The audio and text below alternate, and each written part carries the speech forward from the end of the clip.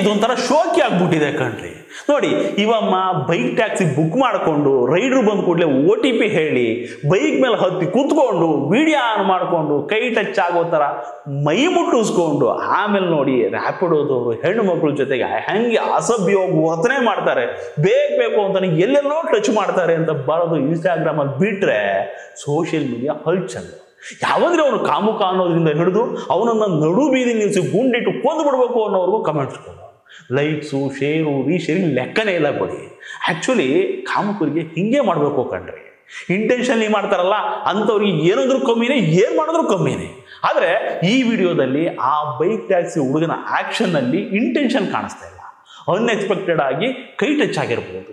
ಅಂಥ ಟೈಮಲ್ಲಿ ಹೆಣ್ಣುಮಕ್ಕಳ ಸೆನ್ಸು ತುಂಬ ಚೆನ್ನಾಗಿ ವರ್ಕ್ ಆಗುತ್ತೆ. ಒಂಚೂರು ಹಿಂದೆ ಮಾಡಿದ್ರು ಟಚ್ ಮಿಸ್ ಮಾಡ್ಕೋಬೋದಿತ್ತು.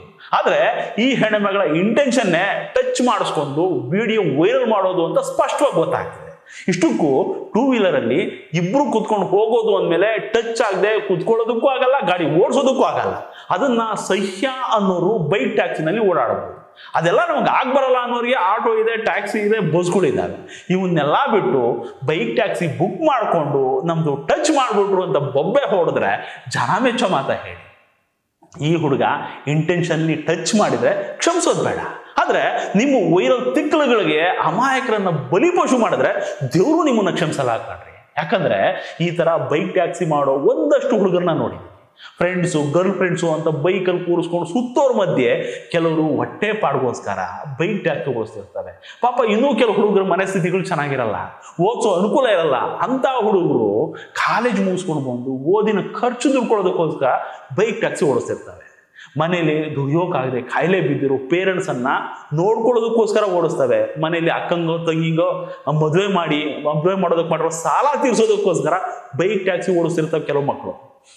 ಎಲ್ಲೋ ಕೆಲಸ ಮಾಡಿಕೊಂಡು ಅಲ್ಲಿ ಬರೋ ಸ್ಯಾಲ್ರಿ ಸಂಸಾರಕ್ಕೆ ಸಾಕಾಗದೆ ಒಂದೆರಡು ಕಾಸು ದುಡಿಮೆ ಆಗುತ್ತಲ್ಲ ಅಂತ ಹೇಳ್ಬಿಟ್ಟು ಬೈಕ್ ಟ್ಯಾಕ್ಸಿ ಓಡಿಸೋ ಹುಡುಗರನ್ನ ನೋಡಿದ್ದೀನಿ. ನಿಮ್ಮಂಥವ್ರು ಮಾಡೋ ಇಂಥ ಒಂದು ಅಡ್ಡಕಸ್ಬಿ ವಿಡಿಯೋ ವೈರಲ್ ಆಗ್ಬಿಟ್ಟು ನಿಮಗೆ ಒಂದಷ್ಟು ಲೈಕ್ಸು, ಫಾಲೋವರ್ಸು ಜಾಸ್ತಿ ಆಗ್ಬೋದು. ಆದರೆ ಆ ಹುಡುಗ ಅಮಾಯಕ ಹಾಕಿದ್ರೆ ಅವನ ಇಡೀ ಬದುಕು ಬೀದಿಗೆ ಬೀಳುತ್ತೆ.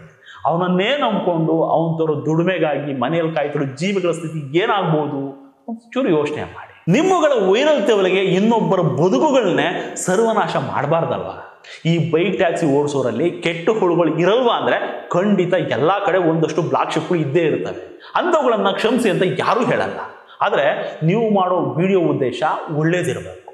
ಅಷ್ಟು ಕಂಫರ್ಟಬಲ್ ಅನ್ಸಲ್ಲ ಅಂದಮೇಲೆ ಇವಮ್ಮ ಬೈಕಲ್ಲಿ ಕುಂತಿದ್ಯಾಕೆ, ಕೂತ ಮೇಲೆ ವಿಡಿಯೋ ಆನ್ ಮಾಡ್ಕೊಂಡಿದ್ಯಾಕೆ, ಕೈ ಟಚ್ ಆಗಬೇಕಾದ್ರೆ ಹಿಂದಕ್ಕೆ ಸರಿ ಇದೆ, ಮುಖದಲ್ಲಿ ಒಂಚೂರು ಇರಿಟೇಷನ್ ತೋರಿಸಿದೆ ತದೇಕ ಚಿತ್ತದಿಂದ ವಿಡಿಯೋ ಮಾಡ್ಕೊಂಡಿದ್ಯಾಕೆ, ಅಸಭ್ಯತೆ ಟಚ್ ಮಾಡೋ ಕೈಯಲ್ಲಿತ್ತ, ಮಾಡಿಸ್ಕೊಂಡವ್ರ ಮನಸ್ಸಲ್ಲಿತ್ತ ಅನ್ನೋದು ಈ ವಿಡಿಯೋ ನೋಡಿದ ಜನರಿಗೆ ತುಂಬ ಚೆನ್ನಾಗಿ ಅರ್ಥ ಆಗುತ್ತೆ.